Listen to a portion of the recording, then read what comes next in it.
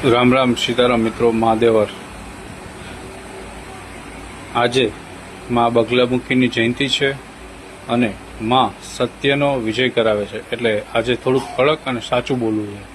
ચૂંટણી આવી એટલે હવે બધા નેતાઓને ગલીએ ગલીએ હાથ જોડતા દેખાશે। અત્યાર સુધી ક્યાં હતા જ્યારે જનતા મોંઘવારીમાં પીસાતી હતી, જ્યારે દીકરીઓ સુરક્ષિત હતી, ત્યારે સાહેબો એસી ઓફિસમાં બેઠા હતા અને હવે વોટ લેવા માટે બાપ દાદા યાદ આવશે, પ્રસાદી વેચાશે અને મોટા મોટા વાયદા થશે।